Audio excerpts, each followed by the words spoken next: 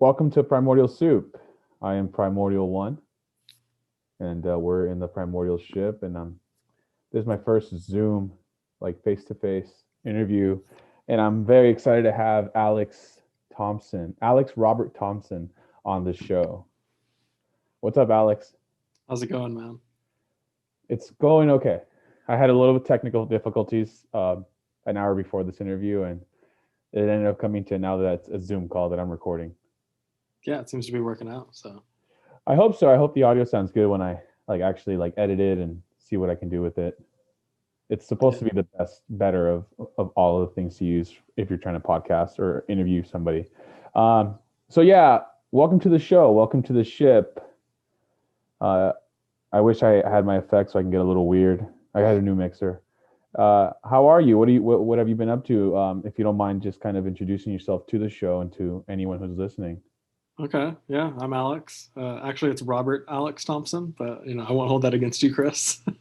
uh, yeah, I don't know, man. I live in Washington. I'm a forest ecologist doing a PhD at Washington State, and I don't know. Yeah, I like to do stuff outside. Yeah, talking about outside, you just coming back from like what, a big bike ride?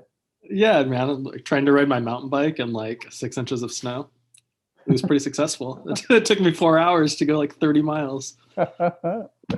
At that point, you're just like in the slush, right? Like it's just you're It's a just lot of walking because it's just like because like the topography, or sorry, the like the just the texture of the ground varies, and so like maybe there's like a thin layer of snow and I can ride that for a while, and then like oh now there's a foot of snow and like I fall into that.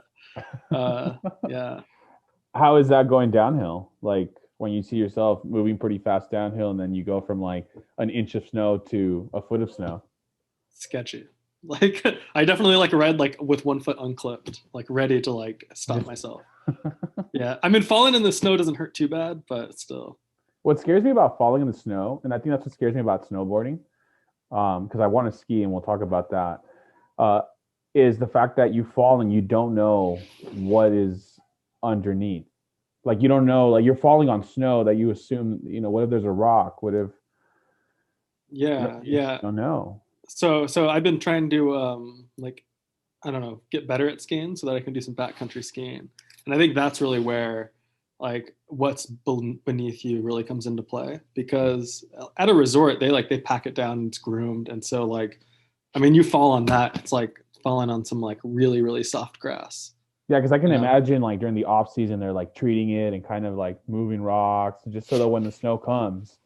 I mean there are definitely rocks, but you got to think too like there's like 7 feet of snow at a Wow. resort. So I mean, like the mountain that I go to a lot has a lot of snow, and so that all the snow is hard packed on top of all of that. So you don't like your chances of hitting that are really low unless you're like in the trees where it's all powder. Mm. Yeah. So don't worry about it. I, I Uh, I don't think I'm gonna ride snow anytime soon. So You're gonna ride? No, man, you got to get a fat bike. I mean, you guys don't have snow in LA, so not really, not real snow. no. We get a little bit of snow for like a day, and then Yeah, you get fresh pow for a day, and then the next day it's hardened down, and it's not like 7 feet of snow that you're like yeah, skiing on. yeah. Uh, We get a lot of snow out here. what put you in Washington? Where were you before Uh, Washington? Grad school. I was in Oklahoma. Uh, yeah, they also don't get a lot of snow, but they get enough to make it like uncomfortable. Yeah, but I started my PhD there, and then my advisor got a job at Washington State, and I figured this is a better place for me than Oklahoma. Oklahoma was cool; like the people there were awesome. Shout out to District Bikes. I mean, just like there's a pretty big cycling community in the town in Stillwater. Um, they have a bike race once a year, and people come from all over the world to race it. And so in that sense, in that regard, it's pretty cool, but it's also pretty flat and everything kind of looks the same. And I don't know, I just like grew up in the mountains or around the mountains. And so I like being near them. And now I'm like 15 minutes from the national forest. So it's How pretty long were you rad in Oklahoma for? for a year. Yeah, one long year. I can imagine. It's such a change from Oklahoma to Washington. Yeah, man. I mean, culturally, no, because I'm in a pretty rural part of Washington. On like the as far east in Washington as you can go. I mean, 30-minute bike ride east, and I'm in Idaho. So, so yeah, I'm like pretty much on the border, but it's every town around here, unless you're in the college town, is a pretty conservative small town. A lot of farmers, and so in that sense, like culturally, it's very um, very like Oklahoma. Just the geography is totally different. Yeah, I mean, like wildly different, man. We have like we're in this region called the Palouse, and it's these giant rolling hills, and apparently it used to be covered in pine trees. But obviously, when they settled this area, the region's now known for lentils and wheat. It's like the largest wheat producing county in the country, and so there aren't really any trees. So it's a huge, like if you could imagine like the background of Windows XP, or like if you go to Sonoma County and look at like with the vineyards, how it's just these bare hills is sort of what it looks like, but just sort of like on a scale like larger than I've ever seen before. It's pretty wild, and it's pretty cool to like ride your bike through that, especially like in the spring or the summer, and it's just like it feels like you're on another planet. When you went to Washington, what time was it that? Like, was it summertime or? It was July. So it was summer. Is that summertime in Washington? Oh my God. Yeah, it's amazing, man. I went from Oklahoma where it was like 100 and something degrees and like 80% humidity. Like it was so hot. And then like I got here and it's like 80 degrees and people are like complaining about the heat. I'm like, this is great. Like, oh my God, I want it to be this every day. Yeah. That like it's so cool. It's so different. Yeah, I can't do heat. I can't do things like humidity and things like that. Like I don't mind it, but it's one of the things that kills me just because there's nothing you could do about it. Like when it's humid and it's hot, it doesn't matter if you shower, if you're naked, it's hot and it's humid and it's muggy and you're sweating and it's like showering and then getting out and you're still wet. Yeah, man. I'd like wake up in the morning and leave my house at like 7 when I lived in Oklahoma, and I had a 4 mile bike ride, all flat. There was one hill, and it was barely a hill, to get to the lab. And I'd leave early in the morning just to try to beat the heat, and I'd get to the lab and still like basically need to change my clothes, like just like yeah. And that's like not wearing a backpack. Sweat. That's like wearing a t-shirt and shorts and sandals, and like I'm still like my shirt is soaked in sweat. It's disgusting. That's awesome. Yeah. You don't have to do that no more. Nope, never again. So what are you going to school for? What are you getting your PhD in? You say the lab. Yeah, so we do ecophysiology, which is essentially we use plant physiological processes to make inferences about their ecology. And specifically, we're interested in how drought affects trees. My advisor is pretty famous for studying how trees die from drought. Yeah, and so that's the kind of stuff we study in the lab. My dissertation is about just carbon flux, essentially, in forests, and how drought and other kinds of disturbance affect that. Wow. Yeah. Question on that, because there's like a lot of infectious, beetles that have been destroying like a lot of the trees out here in California. Mm-hmm. Is that because of droughts? Like, do droughts allow certain animals to kind of overgrow, and then the trees are super vulnerable? Like, yeah. I mean, yeah, you're exactly right, but it's a really complicated thing because so beetles exist sort of naturally in these forests, and like their relationship with these trees has gone on for thousands of years, and so it's not really new, like beetles killing a tree. Yeah. However, what the problem is that when you have a drought like California had in 2012 all the way through 2015, like one of these sort of mega droughts that happen, once every couple thousand years, you have trees that are weakened to a level to where they can no longer fend off the beetles. And so what happens is that maybe a small group of trees becomes really weak, and the beetles start to feed on those trees, and then the beetles can reproduce. And then that, in combination with warmer temperatures, so everyone knows climate change is causing an increase in temperature, or average temperature everywhere, is sort of lengthening the sort of reproductive season for beetles. So now they can basically reproduce more quickly, right? Their life cycle is sped up. On top of having weaker hosts, the trees, and then that drives these outbreaks, which is why like 200 million trees in California died and are still dying, essentially. And that's exactly why it adds fuel to fires when we have forest fires, because there's just essentially so many dead trees that are just kind of, they're vulnerable just to catch on fire right? I mean, it's actually more complicated than that, because what typically gets a tree set on fire is its foliage. right? So its foliage, once it reaches sort of a threshold of dryness, it becomes really flammable. Right? The flammability of this tree goes up. And so in a wildfire, fires spread. They are crown fires, right? They catch from the foliage of different trees is what helps this fire spread. Like the And then it ember. burns the tree up. And so when a tree dies from bark beetles, its foliage typically is gone, Oh. within a couple of years. And so, yeah. So when a beetle kills a tree, I guess what I'm trying to say, I guess, is the jury is still out on the relationship exactly. Mm. Maybe the same year that a beetle kills a tree and its needles sort of go into this red or brown phase, maybe during that time, they can be really flammable. But there's not a lot of data to suggest that this is the case. Yeah, so we don't really know. Yeah, and I know I've been up in like going up to like the Mount Wilson and all that, and I've done the backcountry riding, and I've heard like you can just hear the amounts of like, and I'm assuming that's what I'm hearing is all the beetles just continuously making like noise, like it's just like this vibration you hear, and it's so hard not to listen to because it's just so loud. Yeah, yeah. So we have And that's close to home. It's not that far up. yeah, they die everywhere, man. Trees are dying, and it's not just pine trees. Yeah. Ash trees are dying. Yeah, I mean, it's not. It's sort of like almost every tree species has its sort of like beetle that that tries to kill it. But yeah, you can definitely hear it. I have a buddy at our field experiment in New Mexico that put some sound recording devices on our trees that we're basically creating an experimental drought to see what happens. And some of the trees are getting attacked by beetles, and he has like recordings of them, like you can hear them chomping, and it's like the most wild thing just to like listen to these beetles like eat this tree from the inside out. That's Yeah.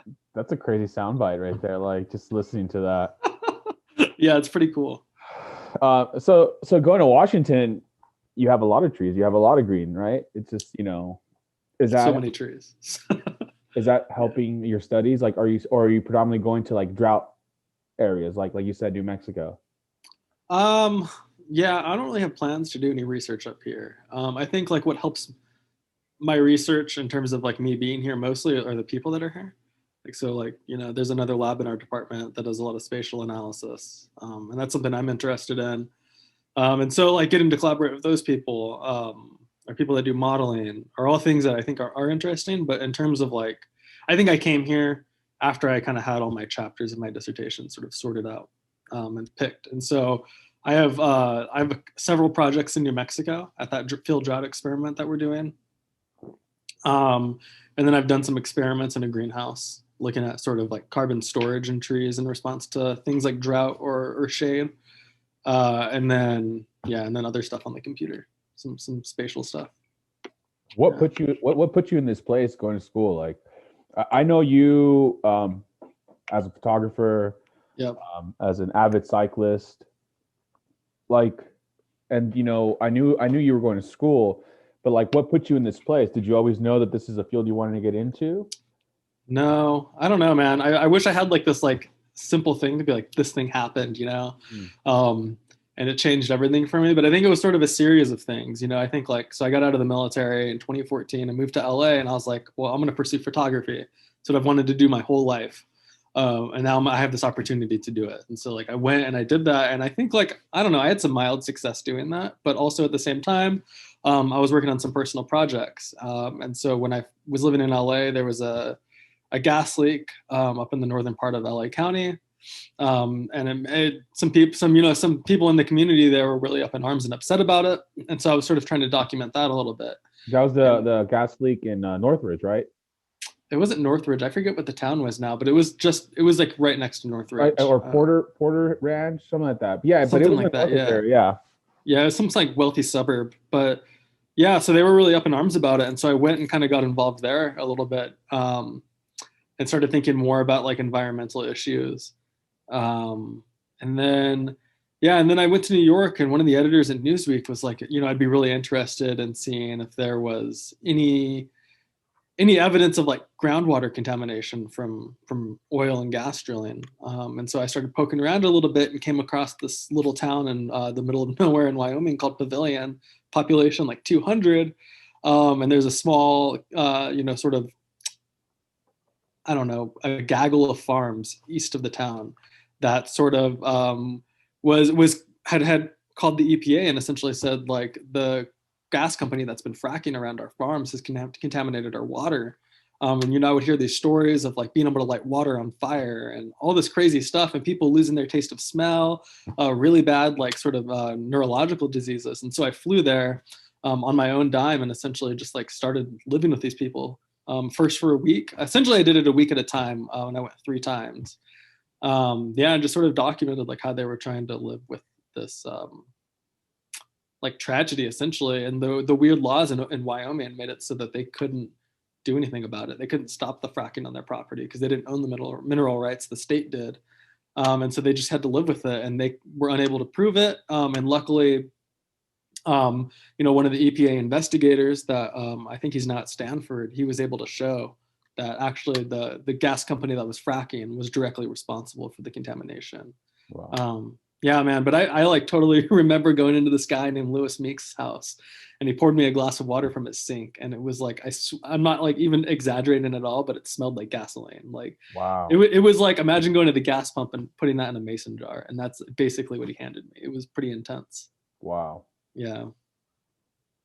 So, yeah, I guess the way I'm taking it is, the gas leak in Northridge or in the northeast side of or north side of LA kind of was the beginning of like, oh, this is interesting.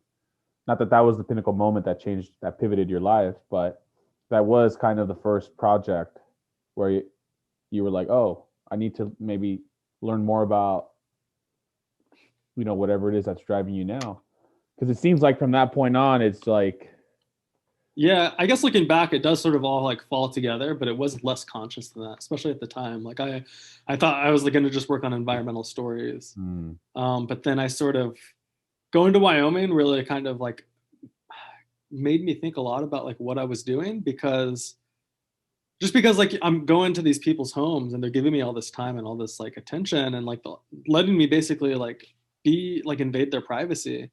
Um, but I like what was I really giving them, like I wasn't solving the issue, and like I had to be pretty honest and like accept the fact that like these photographs weren't really going to change anything. Like the systems that are in charge of this happening are the ones responsible. Like those systems need to change in order for anything to change for these people. And so like I just felt very exploitative and felt like photography was becoming very exploitative, and I don't know, I just felt like I really wanted to do something different, I guess, that on top of just like how hard it is to be a photographer. um so yeah, so I was doing my undergrad at San Francisco State. I had a kid, left LA, moved up north. um yeah, and I just had an undergrad professor that was really cool, and he like made me believe that I could go get a PhD and study some of this stuff. And so yeah, so when I was doing that, a bunch of trees started dying in California, and so I decided that's what I wanted to study. that's right. Yeah. It's your life changed in certain points. Even you taking pictures, you felt that consciousness where you were like, hey, I'm not doing anything. These are just pictures that I'm taking, and you're exploiting these families, not in any negative way, but nothing's going to change from those pictures.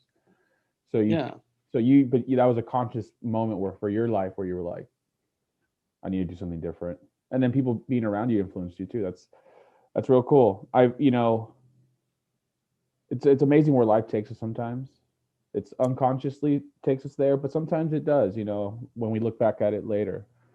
And with everything in Washington and the fact that you are going to be finishing school soon, how are you feeling about that? I don't know about soon, man. I'm only in the second year of my PhD, so I got like 3 more if I'm Yeah, lucky. but how many years of school have you had now? Too many. Okay. Like 8. I don't know. Like by now, probably like 6 or 7. Yeah. Right. So, it's coming down to just 3 more years, hopefully. Yeah. Hopefully, and then I don't know. Then a postdoc, and then maybe get a job after that. Wow. Yeah, it's a long road. It's a very long road. Many of us never took that option and chose to do things differently. And I'm always like, wow, like it's so crazy how we all know each other or get along with each other, and we're all doing these different things in our lives. Our lives take us in so many different places. I remember when we first met, we're riding track bikes through LA, and I always talk about that story with you because it's always an interesting one to me because, we had a social media page and, you had been cycling with different, the cycling community in LA has all its little sub communities. So, you had been hanging out with certain people and we were just doing our own thing and you hit us up on the gram and we're like, yo, what time do you guys ride? And from that point on, we'd meet up in the morning and do some crazy rides and to see from there to just even the way you speak and the way you carry yourself, you've changed so much in the last couple of years. Yeah, I think like I don't know, man. I was like 22 when we met, like 28 now, and so like I think I've just grown up a lot. Oh yeah, I've seen you grow gone through up a lot. Yeah, I've seen you grow up a lot, and I admire you. Like it's very encouraging and just yeah. I appreciate it, man. Yeah, I think cycling, like I don't know, it just brings a lot of like diverse people together, and especially I think LA is really special because it's such like there's so much diversity there, and cycling is like I don't know, it's really effective at bringing a lot of people together that maybe wouldn't otherwise spend time together. Yeah. Like I probably would have never met you if it wasn't for riding bikes. Like I can't think of any other scenario where it's like where I meet Chris, like unless I was like stoked about Price is Right. Oh man, yeah, I wasn't even on that show at that time. At that time, I forgot what I was doing, but I was working at that studio. It's been too long there already. I enjoy what I do, but I don't love what I do. Yeah, it's getting to a point where I feel a little like it's getting a little stagnant. Like I've plateaued years ago with what I'm doing, and I'm hitting a point in my life where it's like I'm okay with not knowing what I'm doing with my life. Yeah, and I know that I have a job for a long time if I want it, but I'm not happy. I'm not creating. I guess that's why I push so hard on this show now because I feel like I really want to do this and I like talking to not just friends but people that I know because I feel like there's so many interesting people in this world that just kind of go overshadowed, and it's nothing personal, no one knows each other, but to have a platform where you can connect people with different people, why not use it? I've always been such an admirer of Instagram, because I felt like it's a free platform to kind of do what you want, and if you go for it, you can really like be creative and expressive. If you don't get caught up in the bullshit, if you don't get caught up in, the whole of like just trolling the internet, like if you can actually use it, and there's a lot of people that I follow that do some really cool I said to you my funny filters when I, but that's awesome. Like that's just such a creative thing that someone put together and I'm just having fun with it. And that always attracts me to create more. And I think the end of last year, I really kind of 2020 was coming to the end. And I said, fuck, I've been talking to so many people about how if you're the same person you were before COVID hit, that's a bummer because COVID had given us something to maybe change our perspective, pivot our lifestyles. A lot of people stayed the same, and I feel like that's a bummer because this was an opportunity to kind of see things differently. And I was coming to the end of the year, and I'm like, fuck, I haven't really done anything but party at all COVID. Party by myself, party with my girlfriend, like within my like very tight group, but like that's all I was doing. And I was like, no, like I need to do something, and Primordial Ship became what it is now, and I hope it continues to grow. It brings me happiness, and let's see what happens. But yeah, no, I agree. I think cycling is a beautiful thing, and it brought a lot of people together. I always go back to this one day where we were going for a bike ride, and we were talking about the time, but it was supposed to rain in LA. And we kept talking back and forth, and we're like, well, it only says 30% chance of rain. And you were like, I'm still down. I was like, I'm down too. So we were doing the helipad at Griffith Park. No, at Elysian. Yeah. And we met up at I think 5-6 in the morning. Yeah, on what was it, Riverside Drive? Yeah, Riverside Drive. Gas station. Yeah. And it was raining like fucking crazy. Yeah, dude, I remember that, man. It was fucking pouring. We were going up Riverside Drive up to Elysian, and literally you could see like inches of water, just like a river, just going down. And it was. I remember riding through Griffith Park to get to that point, and like I looked down, and like every time I would pedal, like I'd splash water. and then we get to Elysian Park and it stops raining. It's a beautiful sky. I'm soaking wet, and now I need to go to work. And it's just moments like that no one else does or experiences, and no one ever needs to do it. But it's just like, yeah, those are great times. Yeah, riding in the rain is really interesting. I feel like I really hate it now.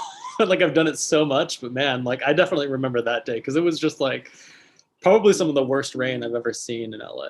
Yeah, It was like such an intense day. I just remember going home and like a puddle like every step in my house, like every time I walked. dude, it was like, all right, cool, 30% chance of rain. We just happen to be in the vicinity of that 30% chance. Like Yeah. it hit us 100%. And it was just like, I talk about stories like that because I feel like cycling and stories like that have really molded me and to be a better person. To kind of it's challenged me physically and mentally.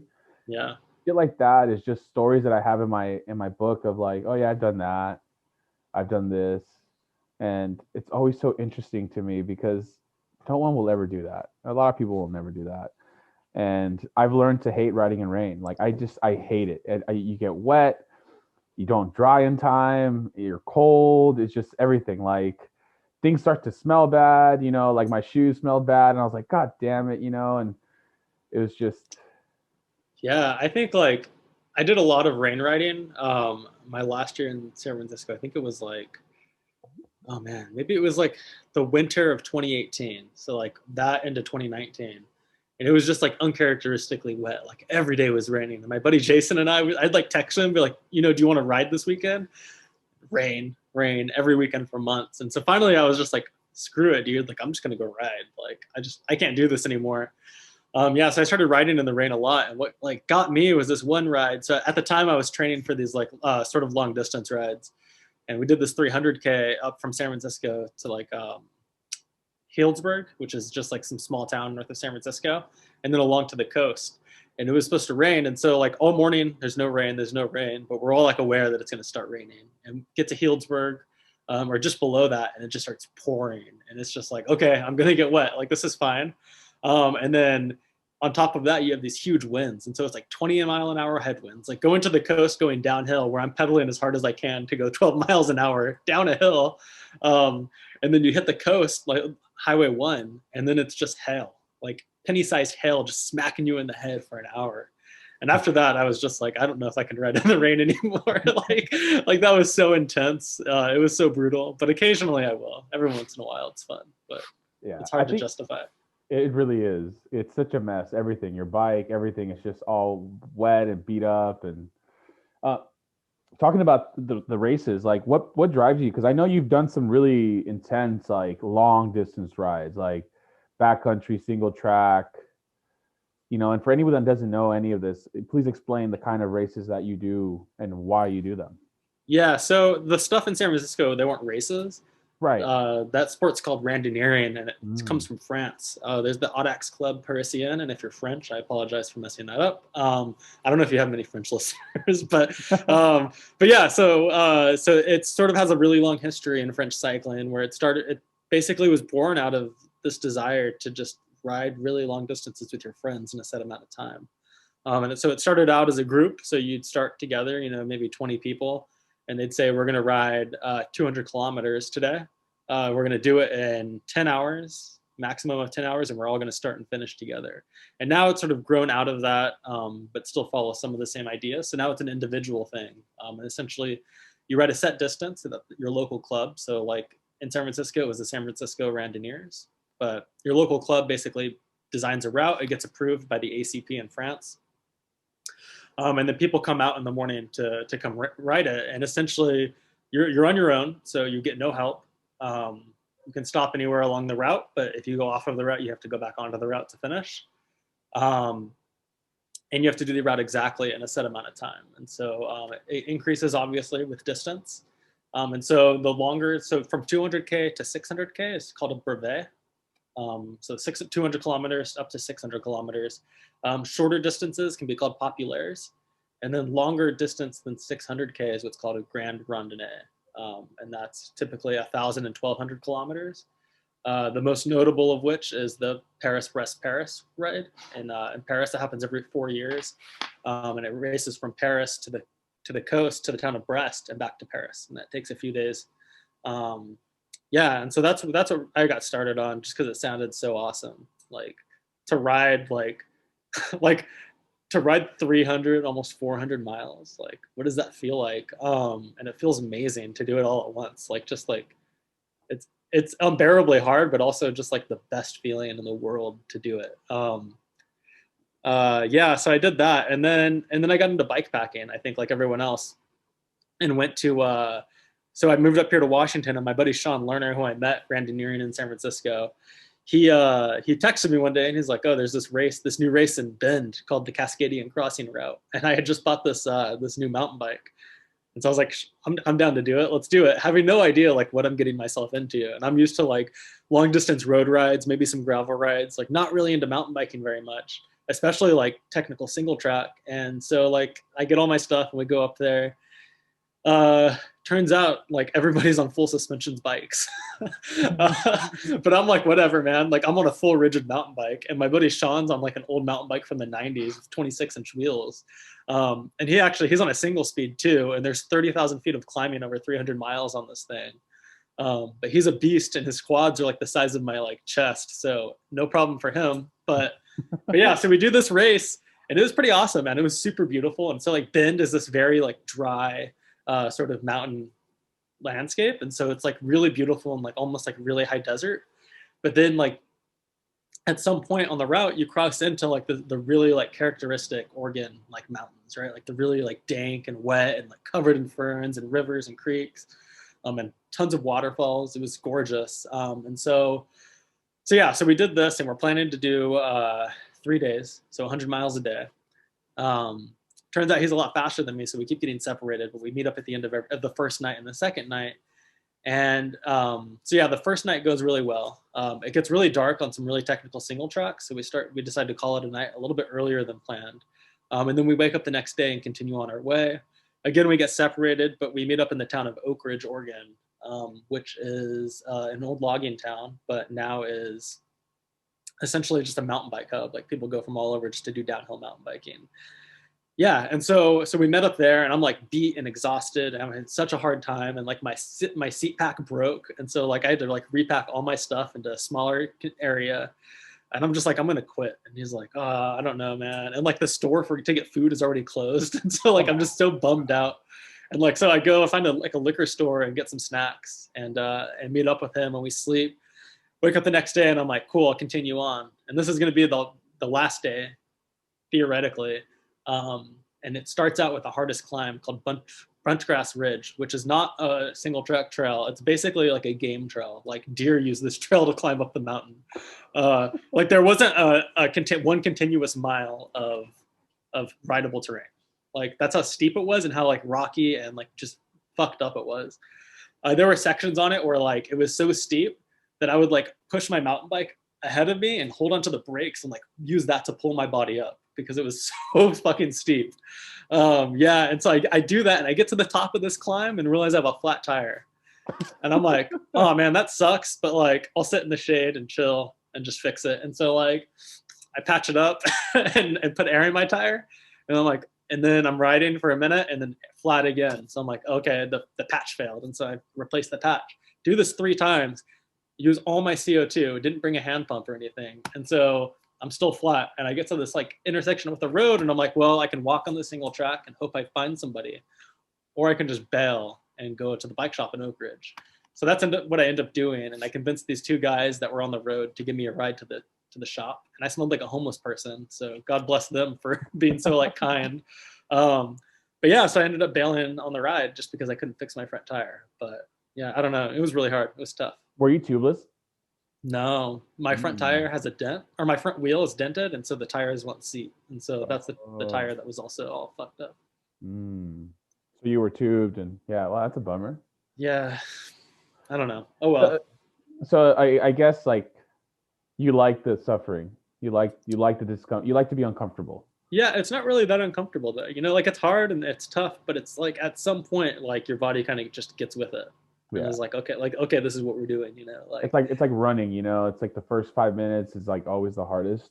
yeah. But then like an hour later, you're like, oh shit, I just ran. Yeah, and you settle in, and like there are parts where you're just like, this is so unbearably hard, and like I'm so over this. I don't want to do this. But then like you get over this too, and again you're having a good time. And like I don't know, the route in Oregon was just so beautiful that like Yeah. you couldn't like not be stoked like to get to the like top of a climb and just like see for like hundreds of miles. And I saw just you mountaintops. documenting what you were watching, and it's like, wow. Like I know how much work is put just to get there, but it's just so beautiful. Yeah, it was awesome. Hopefully I can do it again this year. Yeah, let's hope. Let's Yeah. hope no flat tires. I know, man. Oh, I still and now you're skiing. Yeah, man. Skiing is great. What got you into skiing? Did you always want to learn how to ski? Man, yeah, I have. But it's never been like a priority, and it's probably because I've always lived somewhere with great weather, like LA or San Francisco or San Diego. Like, it doesn't snow there. But yeah, now that I live somewhere with snow, I can't really ride year round in the same sense, and so yeah, I decided to get a ski lesson and go skiing, and so now I go pretty often. Actually, Yeah, I see that. Probably like once or twice a month. Wow, it's sick. Yeah, I remember the other day when you're like, oh, so I don't know what I was doing, but you were at home and you're like, oh yeah, let me go to my front yard and see what I have, and you open your door and it's just like there's like a foot of snow, dude. Yeah, it's been really bad lately. Yeah. How is it driving? Like, how is it like? Horrible. Oh man. So in that kind of snow, like when it's really tall, I won't drive. But usually, like, yeah, if it's not like a snowstorm, which we've had a few, then it's fine. They'll plow the road, and then you can just drive on it. And like, sometimes it's kind of sketchy, but usually it's okay. But when it's a snowstorm, it's like actively snowing a ton, and so yeah, no matter how much they plow, it's just like not drivable. Wow. I remember, so I crashed skiing and sprained my ankle, and I was like trying to go to the doctor, but the doctor was at the top of this hill, and like my shitty fucking van, it's not shitty, but it just doesn't have like 4-wheel drive. It's not equipped for this weather. So like I'd get almost to the top and then just like my wheels would spin and I'd go back down. And I did this like 3 times. And I was like, fuck, like I could just put chains on, but I can't like do anything because I have a sprained ankle. I can't like crouch down or like put the chains on. So I just had to go home. I like backed down the hill in traffic. It was ridiculous, but I didn't have a choice. Oh, that must have been a funny sight for a lot of people. Yeah, I'm sure they were just like, this guy's obviously, and I have Oklahoma plates still, so I'm sure they were just like, like whatever. Yeah, he doesn't know how to drive in the snow. Yeah, it's pretty ridiculous, man. What have you been reading lately, literature-wise? Oh man, just papers usually. Really? Kind of all I have time for, man. It's I don't know. I'm reading this book called Introduction to Probability and Mathematical Statistics. So wow, sounds so exciting. Oh yeah.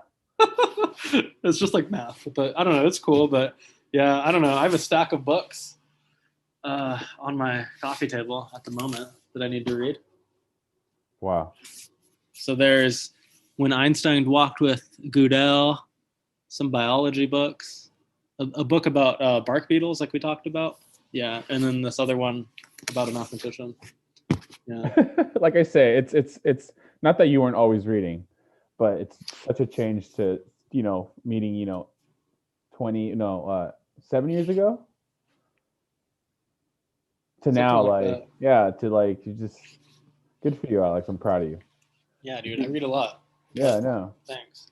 And that's something that I've been trying to like introduce to myself too. Just read more, and educate myself. And read all those, but there's this really cool book called Cross Country by Ricky Gates. He's a professional runner and he lives in Santa Fe and he ran across the United States. And it's a pretty awesome book. And it's just like his stories of his run, and like he like photographed all these people that he met along the way. And then he ran every single street. After he got back, he ran every single street in San Francisco. And he's pretty famous for that. Imagine that Strava. It's like this. You can look at a Strava. It's like a whole thing. Yeah. It's hashtag every single street on Instagram if you want to look at it. Really? Yeah. A lot of people do it now, like in their towns. I don't know. You've read this, Carceral Capitalism? I'm halfway through that. Yeah. Halfway? I read this in like a day, dude. It's so good. It's like hard to put down. it is. It's just I have so many other things to read. So like I'm still trying to read Linked. I'm not as Oh fast yeah, as a reader. So I have like Partial Capitalism. I have Linked, and then I've been reading a little biopic or on Fela Kuti, and getting inspiration from revolutionists, that sick, dude. changed the world with music. So it's just Yeah, yeah, I had to stop reading several books at a time because I realized like it takes me forever to finish anything. that's where I'm at. Yeah, so And then I don't know. I'm reading another book at work that my boss referred to me.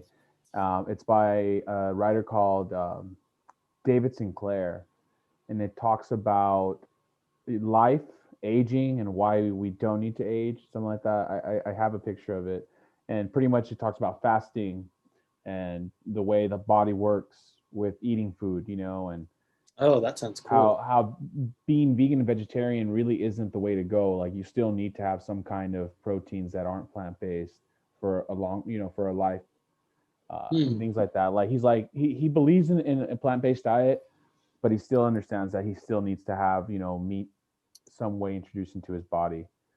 Maybe I'm a vegetarian, so I don't know if I agree with that. But what's this book called? I'm going to tell you right now. It's called Lifespan: Why We Age and Why We Don't Have to, by Oh, I Dave, think I saw you post that, right? by David A. Sinclair.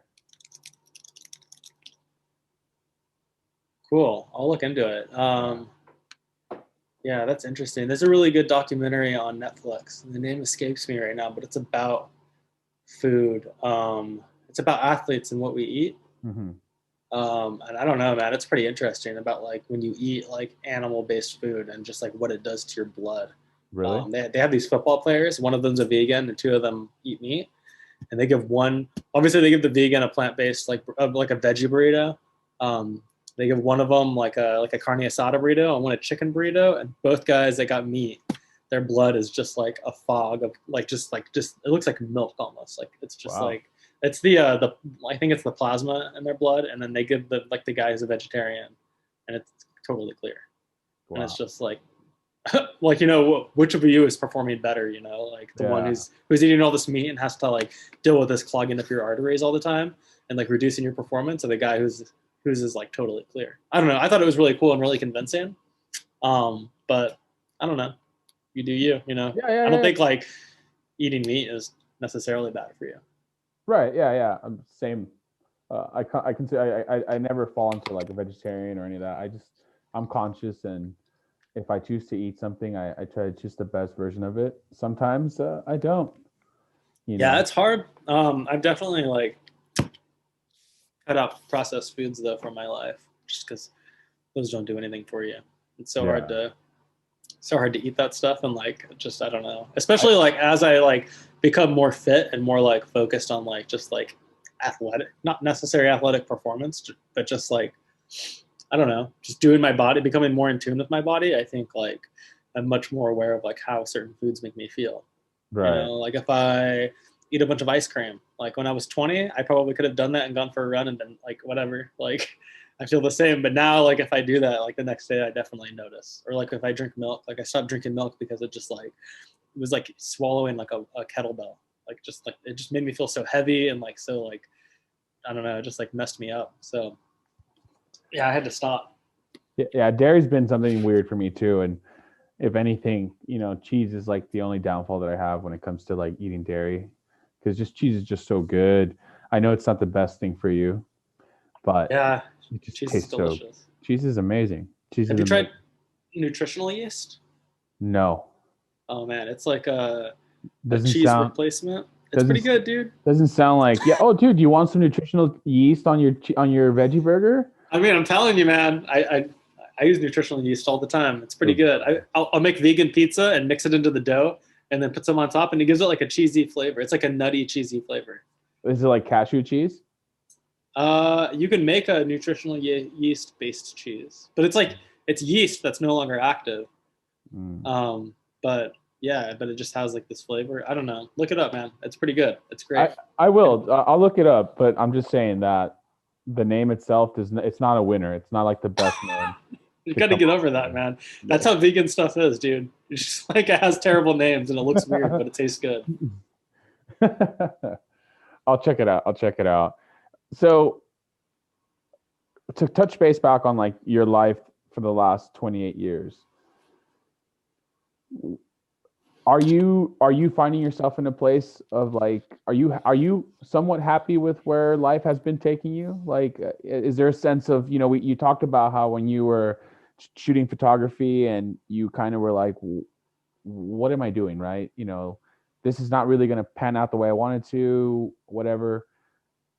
Now, where you are in life, is it in the track, you feel like you're on track of something that can become something for you in your life? I think so. I think I have a lot more clarity with what I want, and sort of, yeah, the kind of life that I want to live. And I think that goes for just like professionally. Like I think like I know what I want to do professionally, and I think it's like still a little bit like the door's a little bit open on where I could go, and that's sort of just because of the nature of like the job market in academia is really tight, and so maybe like I don't go that route and I have to go do something else because of that, and that's okay. But I think like I have a lot more clarity in what I'm willing to do, where I'm willing to work, but also like um, yeah, the kind of quality of life that I want, I guess. Like I think a lot of people that get PhDs are like, I'll move anywhere. I'll move to Nebraska to be a professor.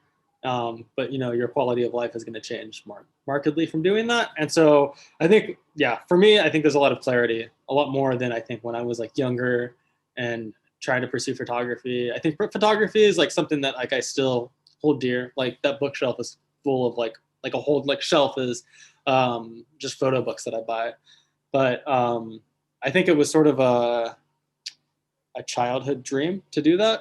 It's like in seventh grade, I was like, I'm going to be a photographer. And I just stuck with that forever. And I think like it was really hard for me to come to terms with the fact that like I didn't want to do that anymore. And maybe that wasn't working out for me anymore.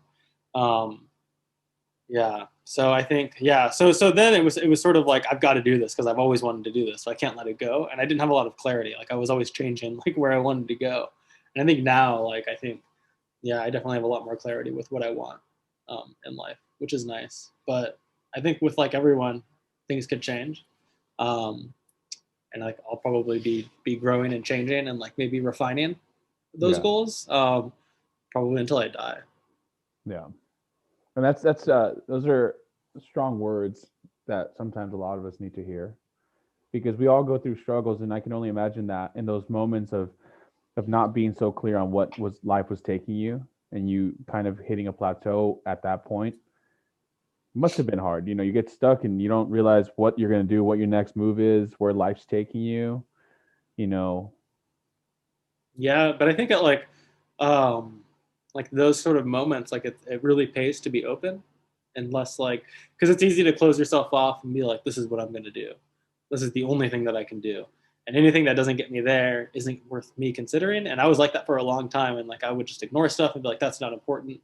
And then I realized like if I was just a little bit more open to things, um, sometimes they could lead me in more interesting directions. Um, Yeah, it's like adjusting or being more flexible, and not being so stubborn. It's like, I'm yeah, only going to do this. yeah, and I can definitely be stubborn, and like flexibility is probably not a word that people use to describe me, but like I think just like I think like just when you're in those moments of just like what I'm doing isn't working, and like there isn't a way to move forward right now, being open to something like a bit more spontaneously or sporadic, not sporadic, but yeah, just a bit more like um, there's a word for it and I can't think of it, but you understand what I'm saying, right? Like sort of just like Being letting something just flexible. happen. Yeah, yeah, but sort of just being more open to like what comes Yeah, and like yeah, spontaneity is the word I'm looking yeah, for. Like yeah. yeah, I think that really pays off. It has for me because there's a lot of things in my life that wouldn't have happened if I hadn't sort of I guess allowed them to. Yeah, I think that's a strong word, and I think it's a lot of us should be that way. And it's a process. You learn how to get there. It's not something that just happens overnight. I know who I was at 20 years old, totally different person. Yeah, Mentality, ego, like it was so different. And sometimes I look at myself now, like I don't even curse. Like I don't use the F word often in my vocabulary. Like the way I carry myself is so different at 32 than the way I used to speak. and it's a maturity thing. It's life kind of taking you places. You know, I was stuck for a while in a life that I knew I wasn't happy in, and I just didn't know how to get myself out of there. Yeah. You know, and my ego, my insecurities, all these things were really is like a blockage, you know, and I had a lot on my plate. And when you said clarity, I feel like that's where I'm at. Even though I spoke about not really knowing where I'm going with my life or not being happy with the job that I'm doing or ecstatic about it, I still feel a sense of clarity because I felt more alive in the last couple of years than I have in a very long time. I feel like I felt more confident in myself and the way I carry myself than I have in a very long time. And even though I may not know where my life's taking me in the next couple of years, I know that myself and my person is who I am. Like I am Chris. You know, you know, now this new character that's becoming like Primordial One. It's an expression of myself, and it's a gimmick that I'm creating for myself because I like it. I like the idea of having this alter ego.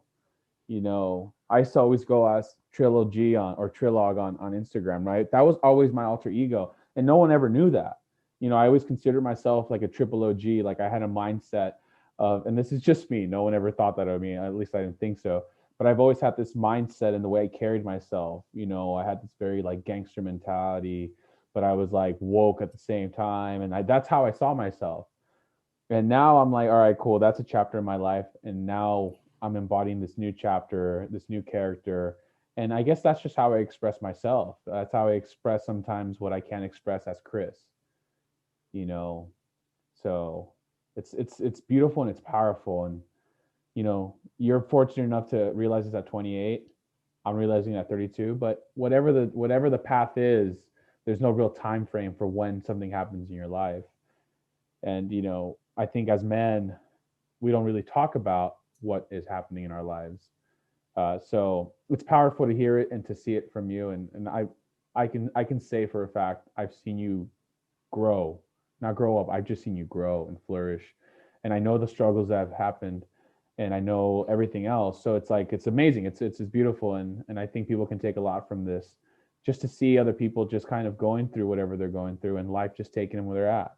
I always touch base on that it's never too late to change. It's never too late to pivot and just kind of go with whatever it is. If you're stuck somewhere and it's not working out and you're stubborn about it, hey, maybe that's not working.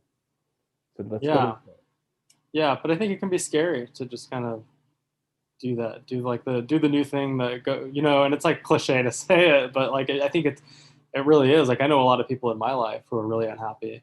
Right. And I think that's like sort of what's like guided my philosophy to be so open. Like I've done a lot of things in my life, like at a relatively young age. And it wasn't because like, I mean, a lot of it was because I had a lot of privilege, in some ways. But I think it was because I grew up with a lot of people that were really unhappy with their life and really stuck, and you could see it and you could feel it. And it was just like, why are you living like this? Like, it doesn't need to be this way.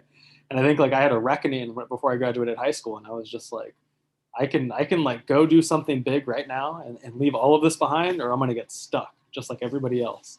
And I think like, yeah, I think back then I was just like, I kind of looked down on people a lot. I was like, well, I did it, and so you could do it, and like, I don't know why you're doing this, you know. But I think I understand a lot more of it is the security of being where you're at, even if it's not making you happy, it's still secure, and you still feel safe.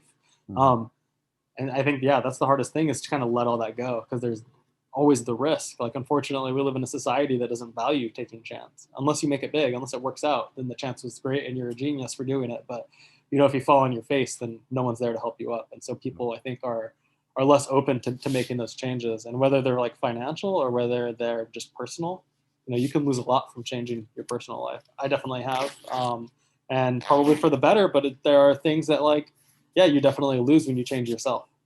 People don't always look at you and accept you for that, I think. That's the hard part too. Is that change where sometimes your social group, family, like whatever's around you, sometimes looks at you differently for making a change in your life, and sometimes that plays into maybe the fear too. You know, it's the fear of losing something that you're so secure about, even though it's damaging, even though it's toxic, even though you're unhappy, you're still somewhere safe. Yeah. and that changes fear. But then not just the change, but the change of everybody else accepting whatever change is happening. And I've experienced that firsthand, where you make a big move and I don't know where, the world changes on you, and now you have opinions on you, and all these opinions are so powerful about you, but there's never like, well, why did this happen, or are you okay? It's it's true. It's hard, and but with fear, with no fear, like that change is still something that's very important, and I think people should understand that no matter how scary it is, it's still something that can happen. Doesn't matter where you are in life, it's still something that could happen. Yeah.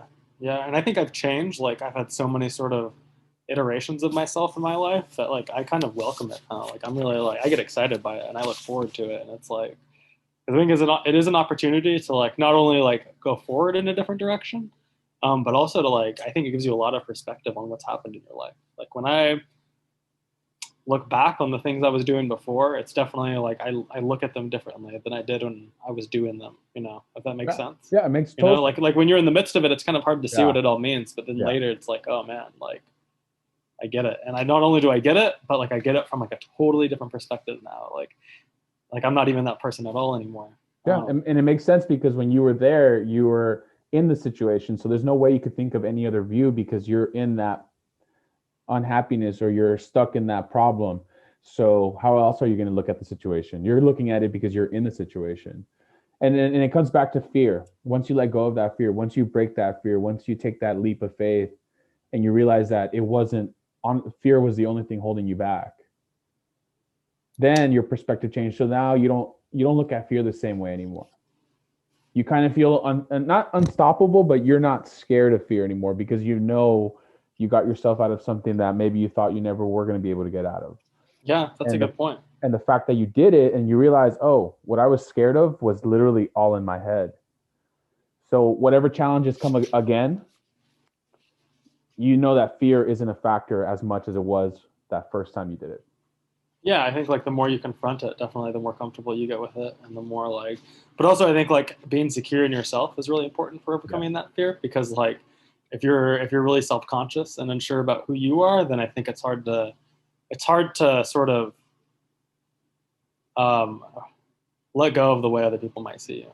Yeah, Like it is. I don't know where I heard it, but somebody was saying, "Oh, aren't you?" It was like a conversation somewhere, and they were like, "Oh, aren't you concerned about what so and so is going to say about you?"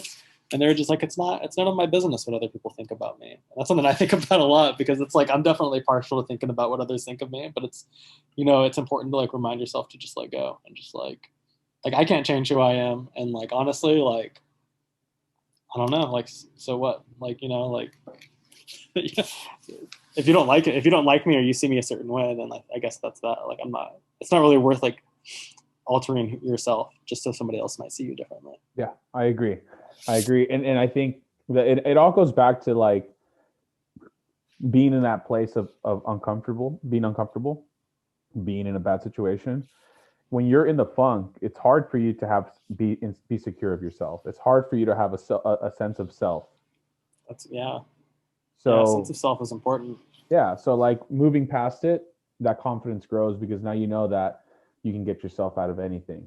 You know, Yeah, but um, I think like the way we're talking about it right now is as if it's like all on like the individual to do it. Like it's on you to change it. But I think like you need people around you to make you feel like it's possible too. yeah, Like like I definitely have lost a lot of friends and like by choice, like I've just like stopped talking to them, mostly because like I didn't feel like I could change. Like I felt like that wasn't acceptable, or they weren't like helping me be who I really wanted to be. And so you kind of have to let go. And it's like I think everybody like by the time they get to like our age, like probably has lost some friends. Like anybody who's like not in high school anymore has probably gone through this. But yeah, I think like finding people and surrounding yourself with people who like accept you for who you are and are um, wherever you go, I'm going too. I feel like that's really important for helping you like feel secure in yourself and and be like yeah. I don't know, just feel comfortable to. Having a sense of community, having a sense of like they're down to ride for me. I spoke about that with Rebecca Cohn She was my last guest. Um, Shout out to Rebecca and Montana Eyes. And she has a different situation. She has friends that she's had for 15 years, like out of high Oh school. yeah, I remember her saying that. Like her and Kat and like Yeah. like 20 No, of them. you know, they have it down to a science where, you know, like they move apart, they stay together, they hang out, like, you know, and they support each other. And I think that's the biggest thing is it's hard for us to sometimes find a group where we support each other in every way. You know, I've been judgmental. And like I said, you know, me at 20, I was a different person. But now I'm so accepting because I think I've grown up a lot and I understand how much I've changed so much. You know, I'm a very soft person. You know, I always carried a very tough exterior. I felt just because I think that was my ego trying to protect my soft interior. So I'm very sensitive, very emotional, very serious, and I'm very playful. But when it comes to like my friends, I've also, not by choice, people have cut me out. But I also have stepped away for reasons just because I realize that why do I put, you know, if dude, you're one of my best friends, and that's that, and less than a handful, you know, and I don't see you Right. ever. We see each other on social media and we text each other and we have our, you know, monthly or biweekly like Zoom calls if we get a chance to, right? But Wait, I you came to visit you in July or August. you did. You're going down to New Mexico and you did a little stop. When I drive up to Canada, I'll stop in Washington. Okay. um, but you know, like it's a relationship where I've always had support from you, and I've always had a very concrete and open relationship with you, and you've accepted me.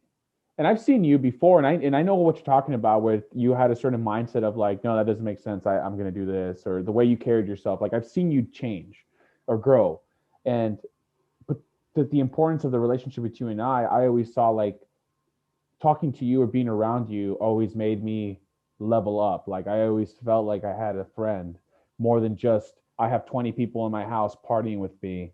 But in reality, I can't talk to any of them or they really just don't support me. It's just we're in a social gathering and there's 20 of us and everybody knows everybody and you know, Chris is this guy and he knows this person. So, you know what I'm saying? Like there's no real friendship. You know, I don't call people to ask them to help me up or they see the change in me. So it's very important to have people around you that will support you and bring you up. And sometimes you do cut out and lose friends because you realize that it's not that they're bad people, but just it just you know we just this is the end of our chapter. You know, we had good times, we laughed a lot, but I guess this is the extent of our relationship. You know, and I've made closer friends in now in life that I see more closer to family than people I've known, you know, for a long time. Yeah, I don't think I talked to anybody I knew when I was a teenager. Like sort of yeah, before LA, I don't think I keep in touch with any of those people. And for like a variety of reasons. Yeah, and it's just like I think like I'm just on a different path and they're not there with me, and that's fine. But you know, like yeah, I don't Yeah, have any yeah, other way to explain it. You know, I think yeah. like yeah, you just and some of them like they stay in touch and they're like still best friends with the people they were best friends with when we were all like growing up, and like good for them. That's awesome. But for me, it's been less like that. And it's probably just because I've been gone so long, like Yeah. just from like where I grew up, that I don't see as many people that I knew before. But yeah, also like I think I've become more selective in who I'm friends with, Yeah. because like there can be some pretty toxic people and some people that are just like I don't know, they just don't get it, man. Yeah. You know, I like agree. I agree. I know I've had such an uncomfortably positive show of support for this show from so many people that I never expected it from. And it's been so enlightening for me to say, wow, like I'm not used to it and I appreciate it. And yeah, and that's a beautiful thing because it's like I like the people that I have around me right now a lot.